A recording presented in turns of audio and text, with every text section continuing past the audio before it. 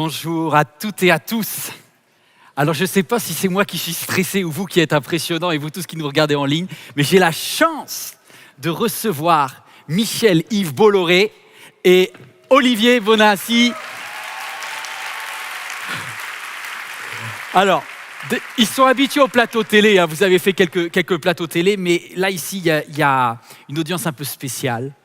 Aujourd'hui, pour nous en France, c'est aussi le dimanche de l'unité des chrétiens. Et je trouve que c'est extraordinaire parce qu'avec tous nos amis catholiques, et il y en a de nombreux qui sont en direct ou des personnes qui sont présentes dans la salle, avec tous nos amis protestants, nous les évangéliques également, il y a quelque chose qui se passe lorsque on focalise sur une personne qui est la personne de Dieu. Ça nous met vraiment d'accord. Et en sortant, juste avec Michel-Yves que je découvre aujourd'hui, en sortant du taxi, vous m'avez dit « Ah, c'est bien, le Saint-Esprit nous conduit toujours. » Alors, on va parler bouquin, on va parler foi. Vous avez écrit ce best-seller, il était en rupture, on a eu du mal, édition Guy Trédaniel. « Dieu, la science, l'épreuve ». Alors, on est, comme Stéphanie qui en a parlé pas mal, c'est génial de pouvoir être chrétien, croyant et aimer la science. J'ai regardé votre chapitre et je vous conseille à tous de vous procurer ce livre, le chapitre sur notamment les savants, qu'est-ce qu'ils ont pensé de Dieu. Et ma première question, alors je ne sais pas qui va répondre entre vous deux. En général, c'est Michel-Yves qui commence. Alors, Michel-Yves, moi j'ai été marqué parce qu'il y a souvent ce raccourci, plus la science augmente, plus la foi diminue. Mais c'est peut-être pas si vrai que ça. Merci de nous accueillir. On est vraiment ravis d'être au milieu de vous. On est très heureux. Olivier et moi, on est très heureux. On est très impressionnés. On sent vraiment le Saint-Esprit ici parce qu'on est tous enfants de Dieu. Donc c'est vraiment merveilleux. Et waouh! Voilà. C'est très merveilleux et très chaleureux. Et effectivement, si vous voulez, ce livre, c'est une série de récits. D'abord, il est accessible vraiment à tout le monde. Il a été fait pour pratiquement être lu par un jeune à partir, je dirais, de 15 ou 16 ans, par des gens qui n'ont aucune formation scientifique. Ouais. Donc, il ne faudrait surtout pas se dire « je ne peux pas lire ce livre parce que ça va être trop compliqué pour moi ». Olivier et moi, on l'a coécrit pour, justement, en essayant de faire qu'il soit accessible à tout le monde. Et alors, qu'est-ce que raconte ce livre? Ce livre, il raconte des histoires extraordinaires, il raconte les histoires de grandes découvertes qui ont eu lieu au XXe siècle. Et ces histoires sont doublement extraordinaires. La première raison pour laquelle ces histoires extraordinaires, c'est qu'elles pointent toutes vers « c'est Dieu qui l'a fait ». Voilà. Et d'autre part, elle pointe vers une autre histoire qui est très intéressante et qui est aussi démonstrative, c'est que les savants ont découvert ce qu'ils ne voulaient pas découvrir. Voilà. Ils ont découvert, et ça c'est très très frappant, Einstein a trafiqué ses propres équations pour ne pas tomber sur un système de l'univers qui soit stable et éternel. Alors, je vais quand même juste en dire un mot. Les savants, il y a 100 ans, il y avait beaucoup de gens qui étaient athées. Donc, pour les athées, le monde, l'univers est nécessairement éternel. Parce qu'il ne peut pas y avoir un début à partir de rien. Un début à partir de rien, ça pose immédiatement, évidemment, un problème. C'est celui du Dieu créateur. Donc, dans les esprits de tous les gens, les philosophes, les scientifiques, etc., de l'époque, il fallait que le monde soit éternel. Et qu'est-ce qu'ils vont découvrir? Et ça les gêne terriblement. Ils vont découvrir que l'univers a une fin et qu'il a un début. Et Einstein va avoir beaucoup de mal à s'y ranger, mais comme c'est un grand savant, il va le faire. Voilà, donc en fait, vous me posez la question de savoir qu'est-ce que disent les savants. Les savants, il y a tout un chapitre qui raconte ce que disent les savants. Beaucoup sont agnostiques ou incroyants, etc. Ils sont sidérés par ce qu'ils découvrent, aussi bien sur le début de l'univers, sur son réglage, sur la vie, etc. Voilà un peu ce que découvrent les savants. Ils sont sidérés eux-mêmes. Et donc, c'est une série de récits. Ils sont très palpitants, ils sont très passionnants, et je pense qu'ils sont, en plus de ça, pour nous, chrétiens, ils sont très enthousiasmants, compte tenu de l'éclairage extraordinaire qu'ils donnent au XXe siècle, qui montre finalement qu'on ne peut plus, à notre époque, expliquer Dieu, on ne peut plus expliquer l'univers sans qu'il y ait un Dieu créateur, sans que Dieu soit là. Stéphanie. C'est bien. Je vous lance la question à vous deux. On a parlé du Big Bang, justement. Pouvez-vous nous raconter, j'avais eu très peu de temps pour l'expliquer, mais comment c'est fascinant toute cette histoire-là, comment vous avez tout un chapitre, mais aussi le côté sombre du Big Bang, mais comment cette découverte scientifique marque aujourd'hui est vraiment une des preuves d'existence de Dieu. Juste avant, je voudrais quand même rappeler pourquoi ce livre parle essentiellement de science, parce que quand on parle des preuves de Dieu, la plupart des preuves de Dieu ne sont pas d'ordre scientifique. Mais en fait, ce qui s'est passé dans l'histoire, c'est que la science a été le seul discours un peu structuré qui a semblé contredire l'idée de Dieu. Si vous regardez les choses, comment se pose le problème, en fait, c'est assez simple. Dans un passé un peu lointain, tout le monde, à la surface de la Terre, dans tous les siècles, dans tous les continents, tout le monde a toujours cru en Dieu. Pourquoi est-ce que les gens croyaient en Dieu ? Simplement parce que quand vous regardez l'univers, simplement le fait que l'univers existe, spontanément, vous dites il y a quelqu'un qui a fait ça. Son ordre, sa beauté, sa grandeur, l'homme, la conscience, toute la spécificité humaine, tout ça, ça amène naturellement à penser à Dieu. Donc tous les hommes ont toujours cru en Dieu. Ils n'étaient pas d'accord sur quel Dieu. Il y a eu des religions qui se sont créées. Les religions, vous savez, c'est un effort de l'homme pour aller monter vers Dieu. Alors le christianisme, c'est tout le contraire, c'est Dieu qui descend vers l'homme. Mais dans cet espace-là, tout le monde croyait en Dieu et se sont rajoutés à ces évidences un peu naturelles des raisonnements philosophiques depuis Platon, Aristote, saint Thomas d'Aquin, des raisonnements sur la morale, des raisonnements sur le bien et le mal, des raisonnements aussi liés à la révélation judéo-chrétienne, donc la Bible, le peuple juif, Jésus bien sûr, et puis des milliers de miracles, des milliers d'apparitions, des milliers de saints, des milliers de témoignages de rencontres avec Dieu. Donc ça fait un énorme paquet de raisons de croire en Dieu qui ont toujours prévalu dans tous les siècles. Sauf que la science, à partir de Copernic, comme tu disais tout à l'heure, jusqu'à Freud, en passant par Darwin, Galilée, Laplace, tout ça, à chaque fois qu'elle progressait, ça semblait aller dans le sens d'une explication du monde qui n'avait pas besoin de Dieu. C'est la fameuse phrase de Laplace à Napoléon qui dit Napoléon, lui, est Dieu dans votre système, et il répond « j'ai pas eu besoin de cette hypothèse ». Donc la science semblait, pendant un certain temps, s'approfondir dans ce sens-là. Petite parenthèse, la science n'a pas commencé avec Copernic, elle a commencé bien avant, au Moyen-Âge, dans un contexte chrétien, parce que le christianisme insistait sur la rationalité, sur l'individu, sur la liberté, sur le progrès. C'est pour ça que la science est née dans les pays chrétiens. Et donc, la science a toujours été favorisée par l'Église, par les universités, par le savoir et tout. Bref. Donc cette science moderne, depuis Copernic jusqu'à Freud, elle a semblé contestée, mais il y a eu un basculement, comme tu l'as très bien rappelé tout à l'heure. Peut-être que, je te coupe du coup, mais peut-être que soit ça apparaît sur cet écran, ou vous devant votre écran, il y a cette courbe-là qui descend et qui remonte. Exactement. Voilà. Donc on s'attache dans ce livre à insister sur ce retournement de la science parce que, encore une fois, la science a été le seul discours structuré qui a semblé contredire l'existence de Dieu, donc il fallait bien travailler sur ce sujet.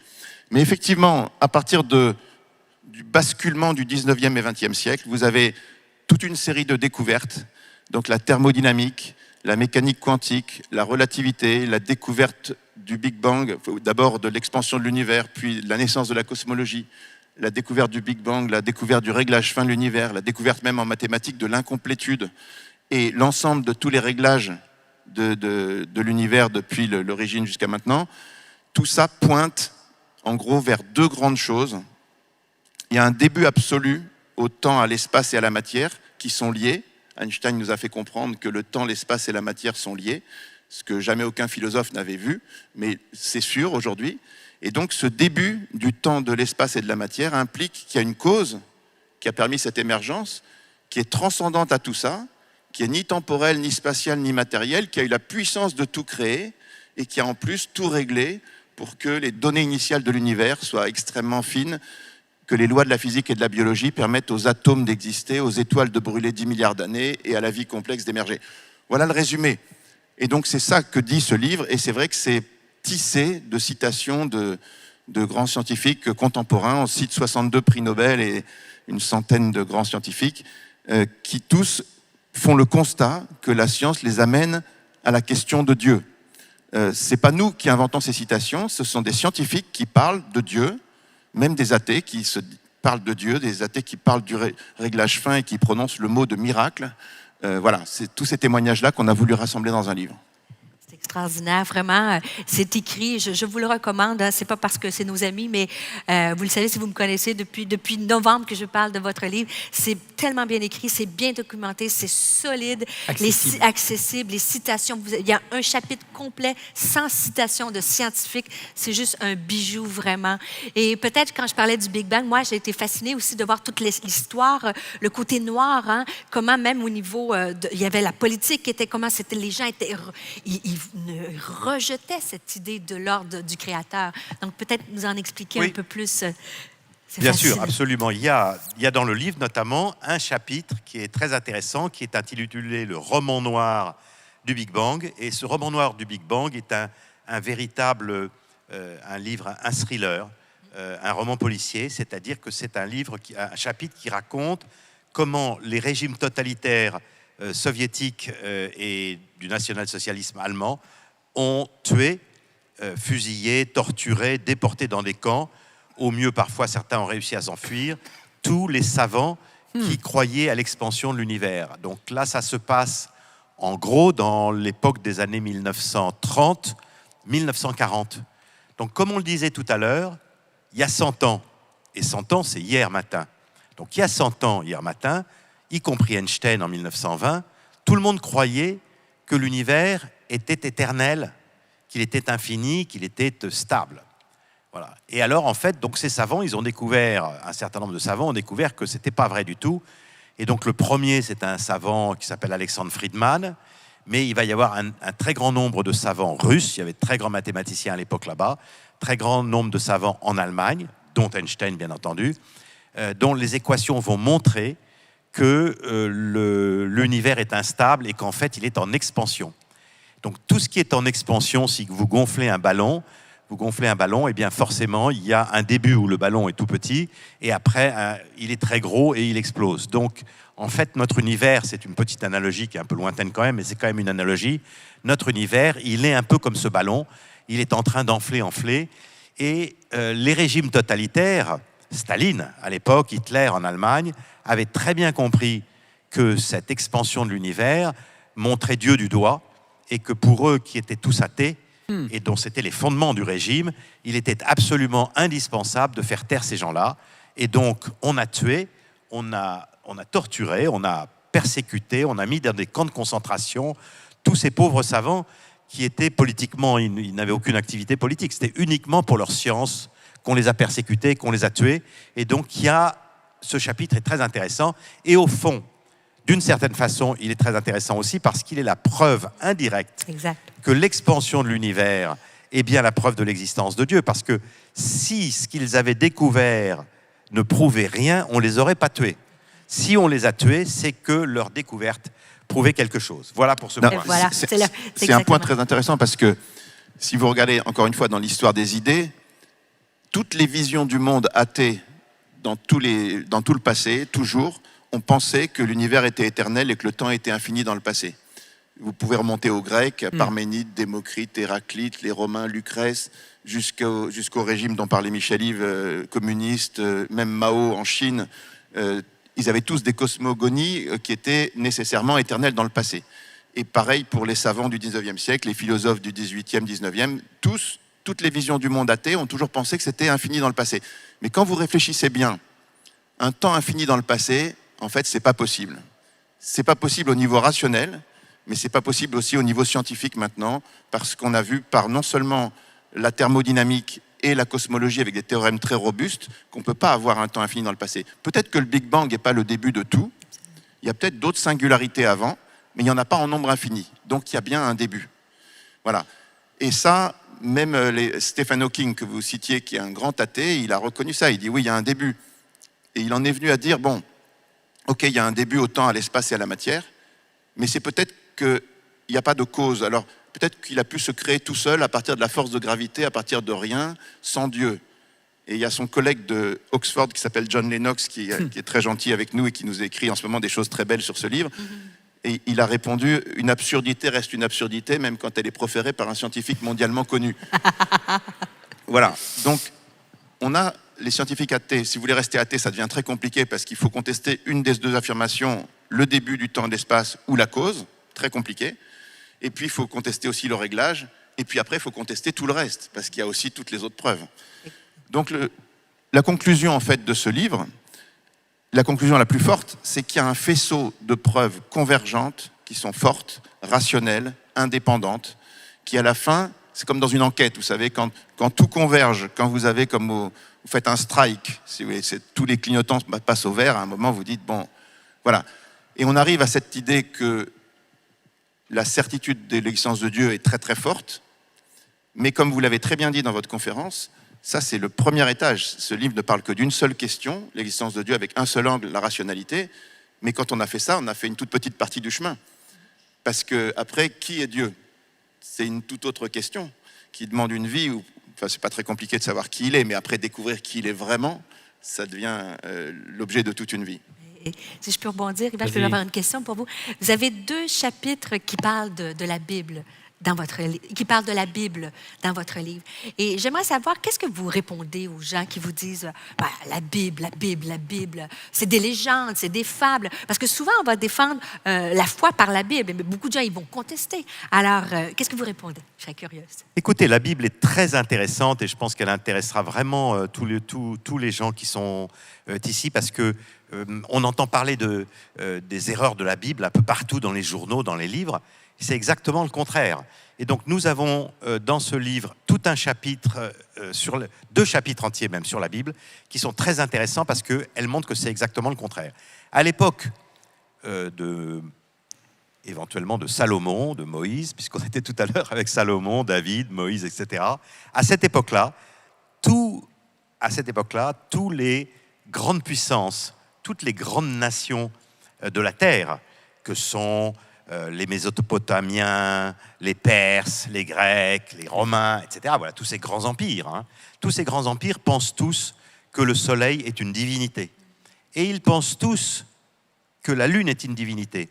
Voilà. Et ces grandes puissances, ils ont plein de choses. Ils ont des pyramides, ils ont des observatoires, ils ont des bibliothèques, ils ont des savants, ils sont très nombreux, ils ont beaucoup d'or, beaucoup d'argent, ils ont des grandes villes, etc. Et donc, eux tous pensent que le soleil est une divinité et que la lune est une divinité, etc., qu'il y a des divinités partout. Et puis, il y a un tout petit peuple, très peu nombreux, qui sont les Hébreux, qui vivent essentiellement sous la tente, qui n'ont que des moutons, ils n'ont pas de pyramides, ils n'ont pas de grandes villes, ils n'ont pas de bibliothèques, ils n'ont pas de grands savants. Et eux, ils sont les seuls au monde à penser que le soleil et la lune ne sont que des luminaires. Ça, c'est quand même extraordinaire. Et donc, il y a tout un tableau, dans le livre, il y a tout un tableau où on donne toutes les nations et le nom des divinités qu'ils pensaient être pour le soleil et pour la lune. Voilà. Et les seuls au monde, parce que même les Incas pensaient ça, les seuls au monde qui pensaient que le soleil n'était qu'une lampe, un luminaire dans le ciel, et la lune un luminaire dans le ciel, c'était le peuple hébreu. Alors, révélation ou coup de chance? Bon. Mais le problème s'aggrave beaucoup dans la Bible quand on se réalise qu'en réalité, ça n'est pas le seul coup de chance des Hébreux. Ils savaient aussi que l'univers avait eu un début et une fin. Et ils étaient les seuls à penser ça. Et ils savaient tous que tous les hommes avaient un père, très ancien certes, et une mère, qu'on descendait tous d'un père et une mère, ce qui fonde d'ailleurs l'égalité des hommes. Alors qu'en fait, personne d'autre ne pensait ça. Donc en fait, les seuls qui détenaient des vérités cosmologiques, des vérités anthropologiques, c'est-à-dire des vérités sur l'homme, les seuls qui détenaient ça, c'était ce petit peuple hébreu, qui était peu nombreux, qui a été écrasé, battu par tout le monde, déporté, etc. Et donc voilà, donc, est-ce qu'ils ont bénéficié d'une série de coups de chance extraordinaires? Moi, je ne le crois pas. Ou est-ce qu'ils avaient une révélation? Et donc, s'ils ont une révélation, c'est une nouvelle preuve de l'existence de Dieu. Donc, la Bible est une chose très, très intéressante. Et puis après, il y a un chapitre sur les supposées erreurs de la Bible, qui en réalité n'en sont pas. Et ce chapitre est également très intéressant. Je voudrais préciser, parce que c'est une question, on est entre chrétiens quand même ici, c'est une question importante, la Bible. Pourquoi est-ce que la Bible, d'abord, n'est pas un livre scientifique, Exact. N'est pas un livre d'histoire? Quel est le but de la Bible? C'est d'avoir une véritable relation avec Dieu, que Dieu se révèle en vérité et qu'on puisse avoir une relation avec lui. Alors, oui, mais attendez, pour avoir une vraie relation avec Dieu, il faut être dans le monde réel, c'est-à-dire qu'il faut avoir purifié l'image de Dieu. Il ne faut pas croire qu'au ciel, il y a des dieux avec des têtes de chameaux qui se battent entre eux et tout, sinon vous ne pouvez pas avoir une relation avec Dieu. faut purifier aussi la relation avec le prochain, parce que si vous pensez qu'avec le prochain, il y a des demi-dieux, des héros, des sous-hommes, des esclaves par nature, ça ne va pas. Donc il faut savoir qu'on est tous fils d'Adam. Et il faut purifier la relation avec la nature, parce que si vous croyez que dans les forêts, dans les sources, dans les morceaux de bois, il y a des dieux, ça ne va pas marcher non plus. Donc, pour avoir une relation véritable avec l'homme, Dieu a dû, dans la révélation, donner des vérités de type scientifique sur le créateur du monde, sur les hommes et sur la nature, purger de l'idolâtrie. Mais faire comprendre aux hommes que la masse des quarks est née par l'interaction du champ énergétique de Planck avec le champ scalaire de Higgs, tout le monde s'en fiche, si vous voulez. Pour les Hébreux de l'époque, qui étaient des bergers, qui avaient des troupeaux, ils voulaient avoir une vraie relation avec Dieu, donc savoir qu'au ciel et parmi les hommes et dans la nature, savoir ce qu'il en était, c'était très important. Mais toute une série de connaissances spéculatives, savoir que le monde a été créé il y a 13,8 milliards d'années, ça n'a aucun intérêt pratique. Donc on voit bien que dans la Bible, il y a deux types de choses. Contrairement à ce que disent beaucoup de gens, il n'y a pas une séparation absolue entre la religion et la science. Il n'y a pas des domaines séparés, parce que pour que la religion soit la vraie religion, il a fallu qu'elle dise des choses vraies sur le monde. Et c'est les choses dont je vous parle. Mais elle n'a pas dit non plus des choses spéculatives de type purement scientifique ou purement historique qui n'ont pas d'intérêt pour la relation avec Dieu. C'est pour ça qu'on trouve dans la Bible Dieu n'a pas jugé bon de transformer la culture ou de transformer la science de l'époque parce que ce n'était pas nécessaire pour l'objet de la Bible. Mais c'est quand même fascinant. Par exemple, on sait, la Bible n'est pas un livre de science, c'est un livre de vie. C'est vraiment ça. Mais c'est quand même tellement intéressant de constater dans le premier livre de la Genèse, quand même, on croit que Moïse est l'auteur du premier chapitre de Genèse, on le sait exactement, mais c'est quand même dit, hein, au commencement, Dieu créa les cieux et la terre. Et en fait, c'était vraiment une inspiration divine, même encore de croire que les cieux et la terre ont été créés en même temps et qu'il y a eu un commencement. Donc, c'est fascinant, bien que ce n'est pas de la science pure, mais on sait que ça donne, pour moi, personnellement, comme une source d'inspiration. Dieu a inspiré les auteurs de la Bible. Une des originalités du livre, justement, c'est qu'il y a 300 pages sur des sujets plutôt scientifiques, sur des sujets vraiment scientifiques, et puis il y a 200 pages sur des sujets, parce que tout va ensemble, à notre avis, tout va ensemble. Il y a 200 pages sur ce genre de sujet, et donc il y a 2 chapitres sur la Bible. Ça agace beaucoup de journalistes qu'on ait parlé de la Bible, parce que vous savez, il y a des insultes. Alors les insultes, c'est d'être concordiste, par exemple. Alors ça, c'est une injure. Voilà, donc voilà. Alors ça les agace énormément. C'est très étonnant d'ailleurs parce qu'en fait, finalement, même les savants étaient quand même assez gênés. Quand Einstein a compris que l'univers avait eu un début et une fin, il s'est écrié « Ah non, pas ça, ça rappelle trop la création ». Et puis, une autre fois, à quelqu'un d'autre, il a dit « Ah ben non, pas ça, non, ça c'est de la physique de Curie ». Donc, vous voyez, c'était très intéressant, en fait, parce que, voilà. Et alors, il y a un autre savant, je ne vais pas dire la citation exactement mot à mot, on la retrouvera, mais je ne la sais pas par cœur mot à mot, mais grosso modo, c'est ce qu'elle dit. Elle dit, nous, les savants, on a travaillé très, très, très longtemps, on a escaladé la montagne du savoir, on est arrivé au sommet de la montagne du savoir, et qu'est-ce qu'on a trouvé au sommet de la montagne du savoir? Une bande de théologiens qui avaient déjà tout raconté dans la Bible.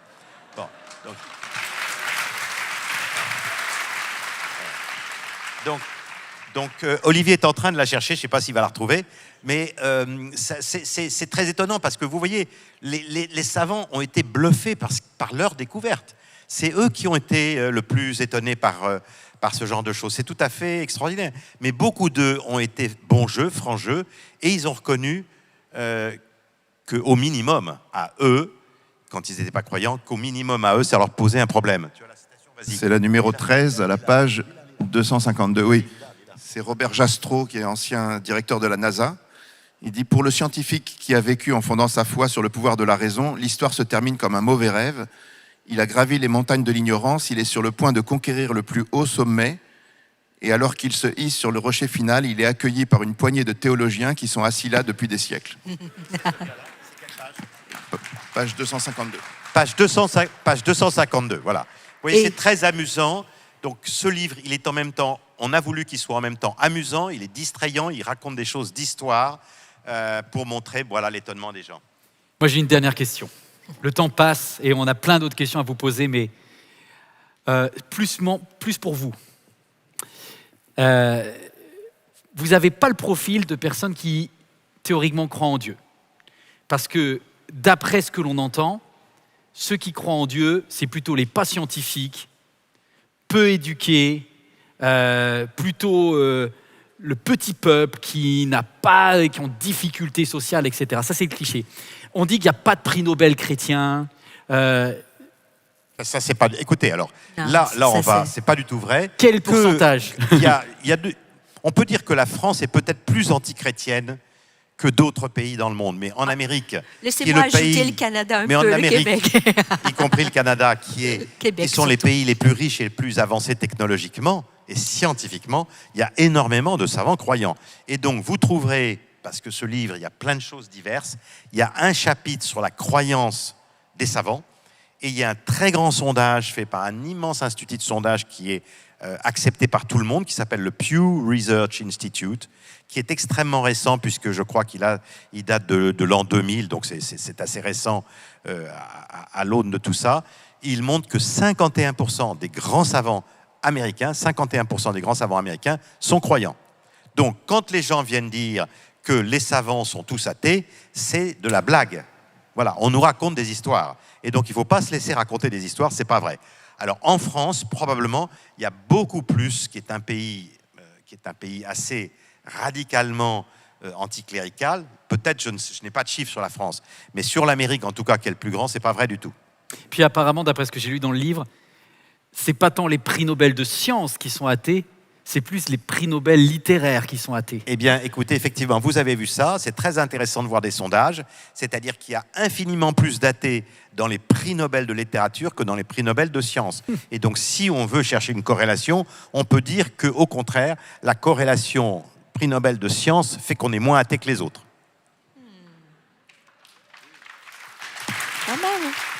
Un dernier mot? Non, je pense que ce que disait Stéphanie tout à l'heure est tout à fait vrai, c'est-à-dire qu'il y a des a priori. Moi, c'est l'a priori que j'avais. Quand j'avais 20 ans, j'étais pas croyant. Bah oui.